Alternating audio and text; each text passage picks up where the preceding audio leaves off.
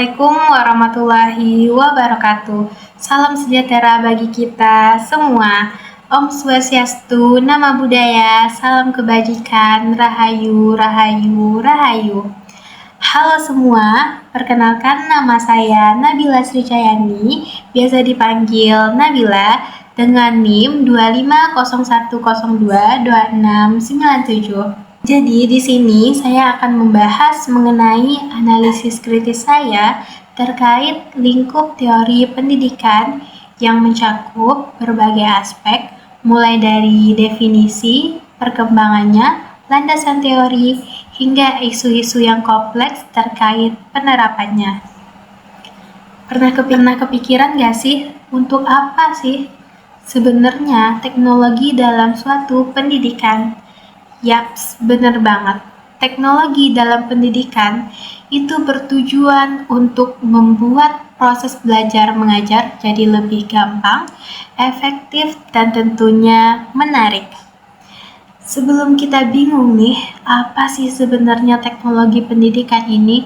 Tentunya kita harus paham terlebih dahulu definisi, bagaimana penerapan prinsipnya, dan hubungan antara konsep teknologi dan pendidikan itu sendiri. Ayo kita bahas bareng-bareng apa sih sebenarnya teknologi pendidikan.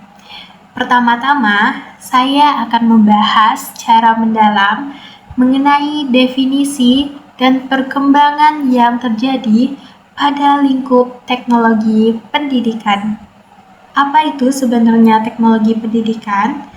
Menurut AICTE 2008, teknologi pendidikan didefinisikan sebagai studi dan praktik etis untuk memfasilitasi pembelajaran dan meningkatkan kinerja dengan cara menciptakan, menggunakan, dan mengelola proses serta sumber daya teknologi yang tepat. Dan diperkuat juga oleh Januszky dan Molenda bahwa teknologi didefinisikan dalam suatu bidang kompleks dan terpadu yang mencakup orang, prosedur, ide, alat, dan organisasi untuk memecahkan masalah belajar. Dari definisi tersebut dapat dijabarkan studi dan etika praktis teknologi pendidikan adalah bidang studi yang memiliki prinsip etis dalam penerapannya untuk memajukan pengetahuan dan kinerja belajar. Bertujuan memfasilitasi pembelajaran agar lebih efektif, efisien, dan tentunya menarik, serta meningkatkan kinerja seseorang dalam semua aspek. Dan juga melibatkan pendekatan sistematis untuk menganalisis masalah belajar, merancang solusi, melaksanakan, dan mengelola prosesnya. Komponen apa aja sih yang terlibat dalam definisi teknologi pendidikan?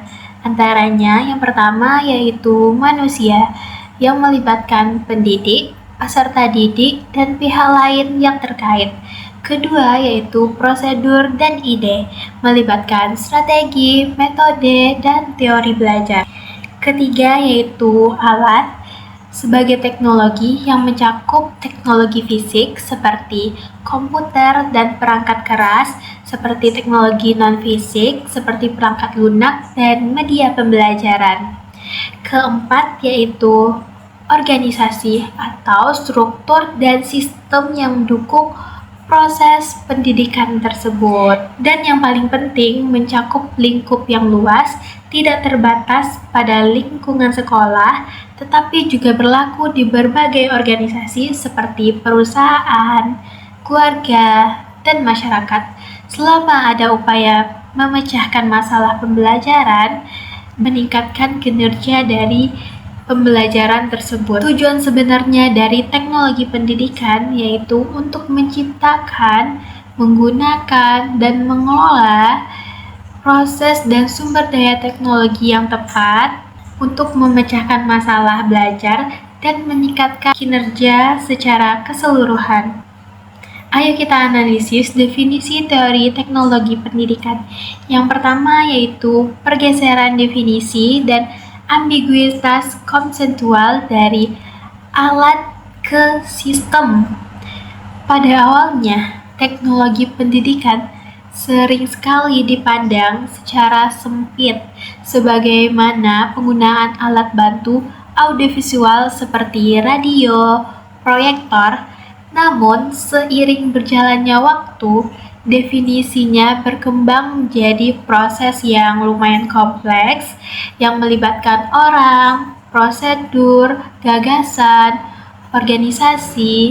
organisasi untuk memecahkan masalah pembelajaran. Meskipun memperluas definisi ini, hal ini mencerminkan pendekatan yang lebih holistik yang dapat menimbulkan kebingungan bagi masyarakat atau ambiguitas.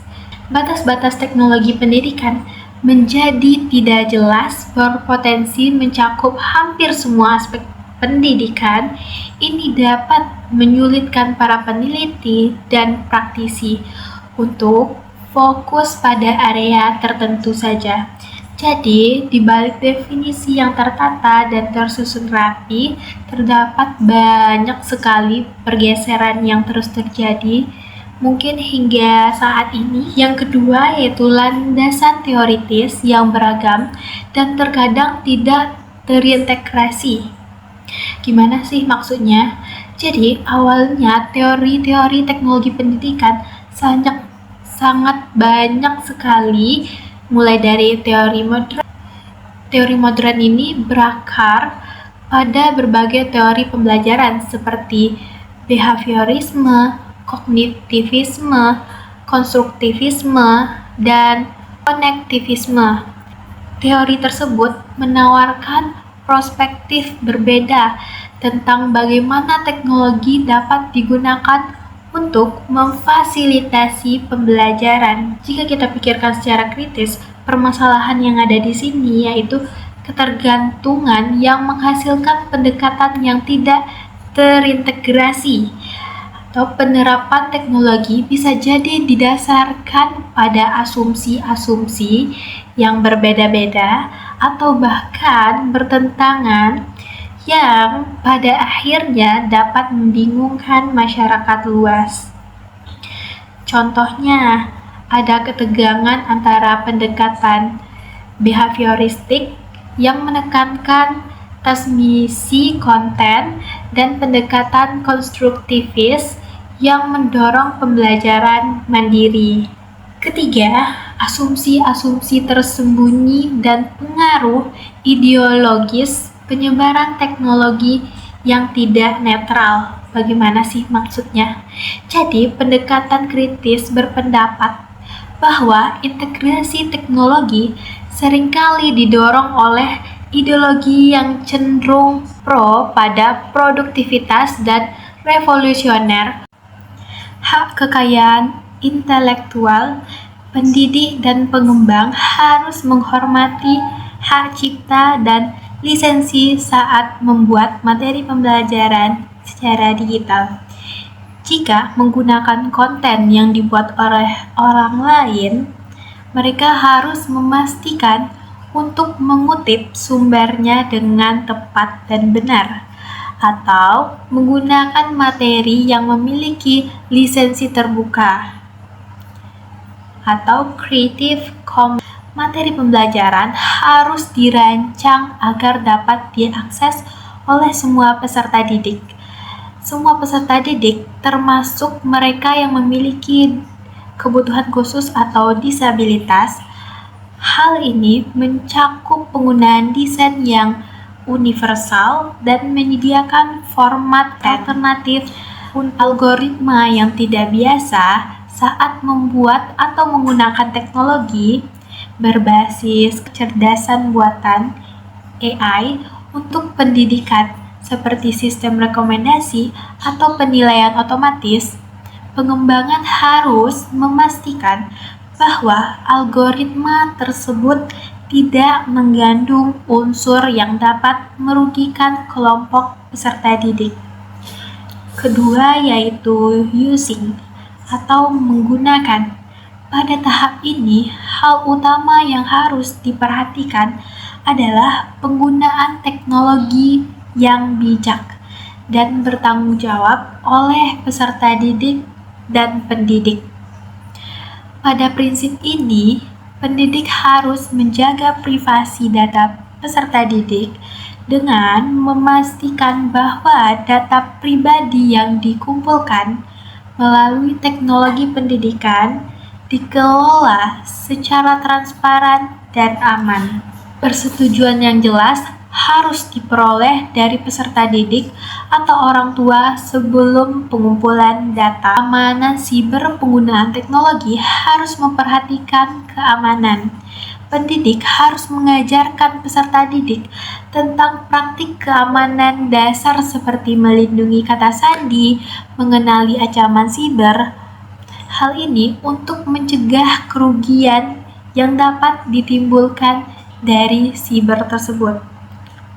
Keadilan dan akses yang setara, pendidik harus berusaha mengurangi kesenjangan digital dengan memastikan bahwa semua peserta didik memiliki akses yang adil terhadap sumber daya teknologi yang dibutuhkan.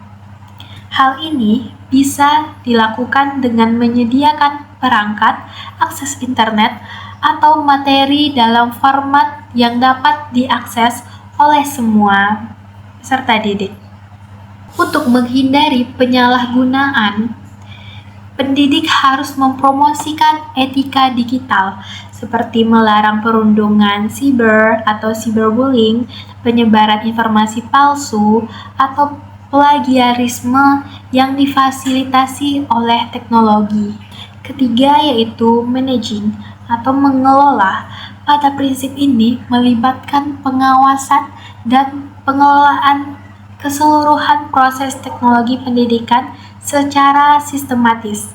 Etika di tahap ini berfokus pada kebijakan dan praktik yang adil dan efektif. Akuntabilitas lembaga pendidikan bertanggung jawab atas pemilihan, pengadaan, dan pemeliharaan teknologi pendidikan. Mereka harus memastikan bahwa teknologi yang digunakan sesuai dengan tujuan pendidikan dan kebutuhan peserta didik. Pendidik harus membuat kebijakan yang jelas mengenai penyimpanan, akses, dan penghapusan data peserta didik. Siapa yang memiliki akses ke data tersebut dan beberapa lama data disimpan harus ditetapkan secara transparan. Evaluasi yang berkala dalam proses teknologi yang digunakan harus dievaluasi secara berkala untuk memastikan keefektifan, keamanan, dan kepatuhannya terhadap prinsip-prinsip etika.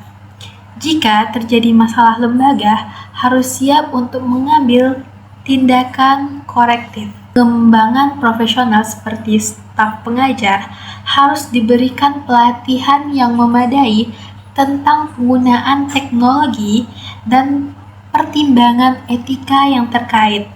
Ini memastikan bahwa mereka memiliki kompetensi untuk mengelola dan memanfaatkan teknologi secara bertanggung jawab. Oke, mari kita lanjutkan ke pembahasan yang terakhir mengenai hubungan antara konsep teknologi dan pendidikan dalam membentuk landasan teknologi pendidikan seperti apa sih sebenarnya. Jadi, hubungan ini sebenarnya timbal balik dan saling mempengaruhi serta membentuk landasan yang kokoh. Teknologi pendidikan tidak hanya sekedar menggabungkan alat-alat teknologi ke dalam proses belajar, tetapi juga mencakup analisis sistem untuk memecahkan suatu masalah pembelajaran. Ada 3 penjabaran saya mengenai hal tersebut. Yang pertama yaitu teknologi sebagai alat dan proses, teknologi sebagai produk. Dalam konteks ini, teknologi merujuk pada perangkat keras dan lunak yang digunakan dalam pendidikan seperti komputer, perangkat lunak. Produk-produk ini berfungsi sebagai media untuk memfasilitasi proses pembelajaran. Teknologi ini juga diambil sebagai suatu proses terintegrasi yang melibatkan orang, prosedur, ide, dan perangkat untuk menganalisis, merancang, bahkan mengembangkan, menerapkan, dan mengevaluasi solusi atas masalah belajar. Pendekatan ini memastikan bahwa teknologi digunakan secara sistematis untuk mencapai tujuan pembelajaran yang jauh lebih efektif. Yang kedua yaitu pendidikan sebagai tujuan dan fokus. Konsep pendidikan menyediakan tujuan utama untuk memfasilitasi pembelajaran dan meningkatkan kinerja manusia. Dengan kata lain, teknologi pendidikan berorientasi pada peserta didik dan berfokus pada upaya mengoptimalkan proses belajar. Pendidikan memberikan landasan teoritis, filosofis, dan sosiologis yang mempengaruhi bagaimana teknologi diterapkan. Misalnya, konsep-konsep tentang bagaimana manusia belajar atau teori belajar akan menentukan bagaimana sebuah alat teknologi dirancang untuk membantu proses pembelajaran. Yang terakhir, mengenai sinergi yang membentuk landasan teknologi pendidikan. Gabungan antara teknologi sebagai alat dan proses dan pendidikan sebagai tujuan dan teori. Hal ini menghasilkan landasan yang cukup kuat untuk teknologi pendidikan. Integrasi ini dapat dijelaskan sebagai teknologi yang memfasilitasi pembelajaran.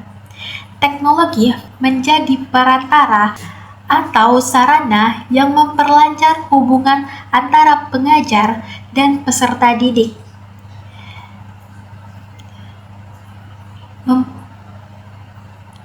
Serta membuat penyampaian materi lebih efektif, efisien, dan tentunya menarik.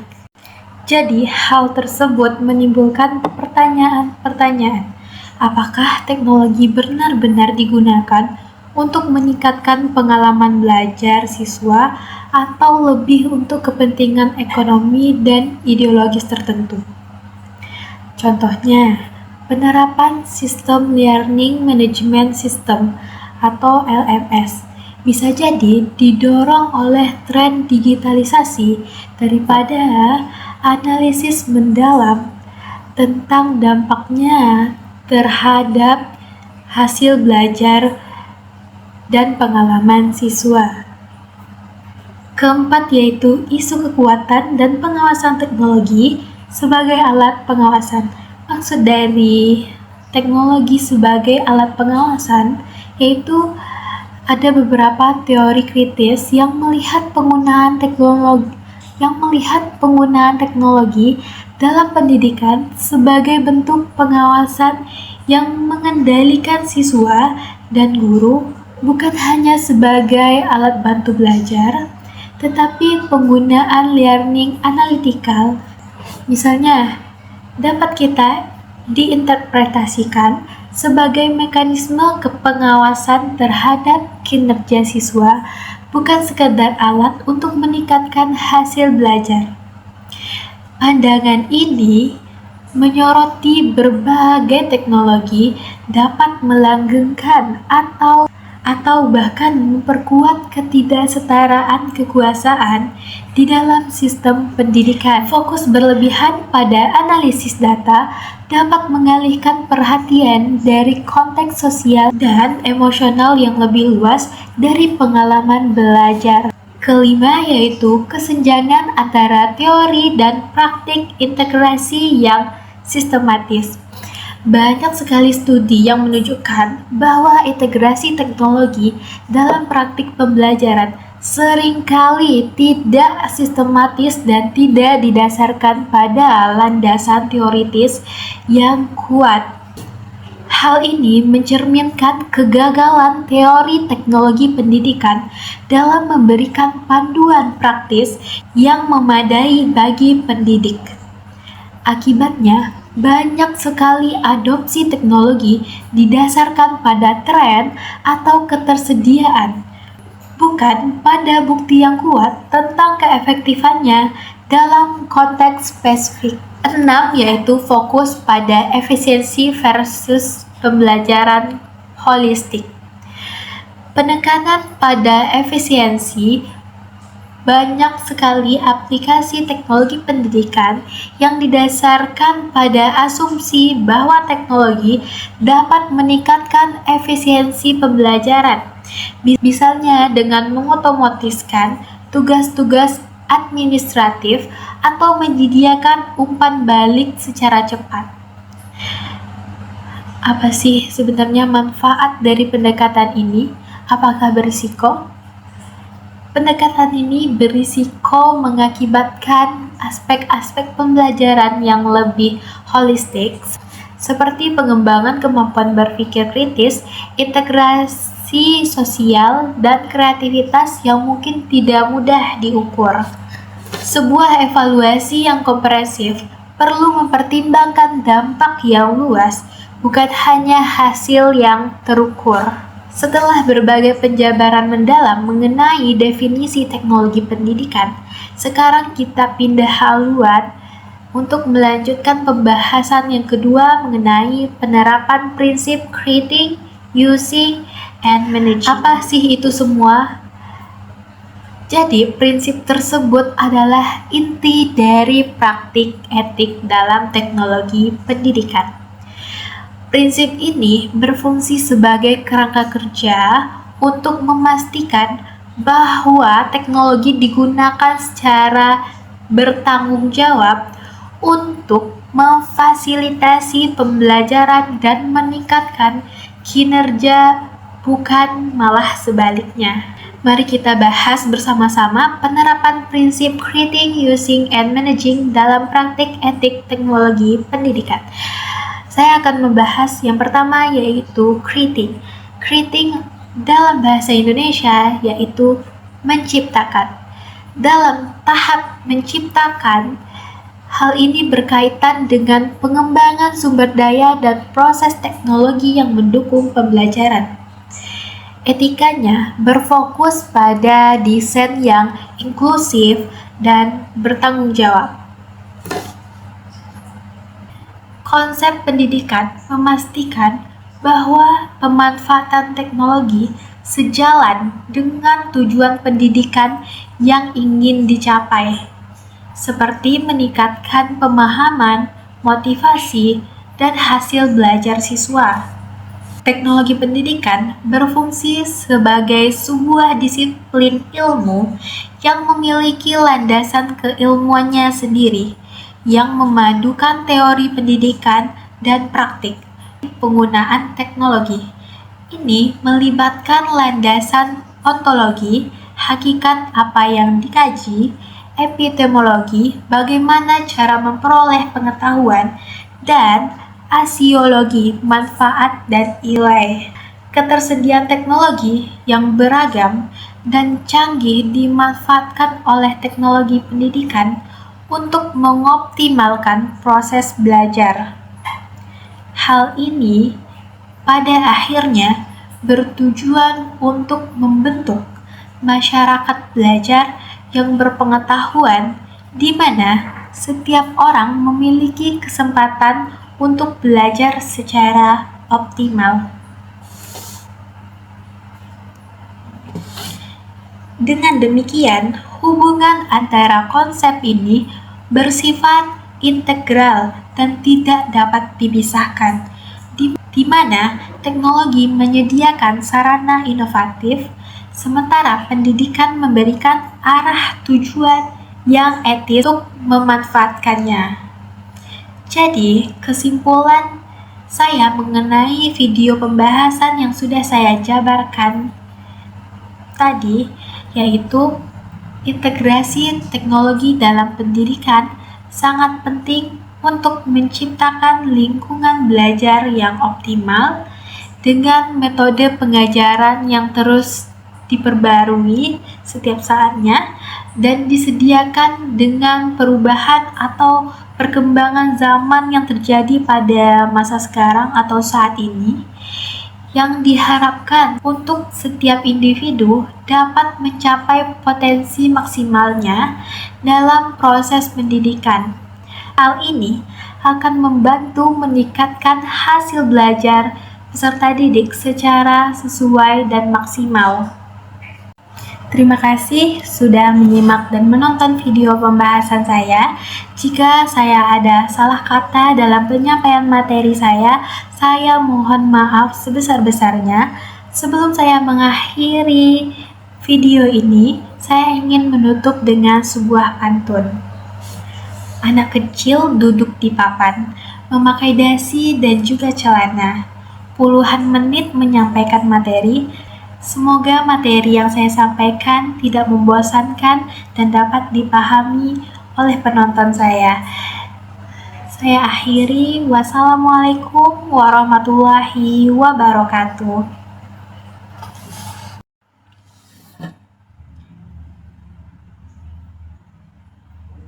Semoga video yang saya sampaikan bermanfaat untuk semua yang menonton. Wassalamualaikum warahmatullahi wabarakatuh.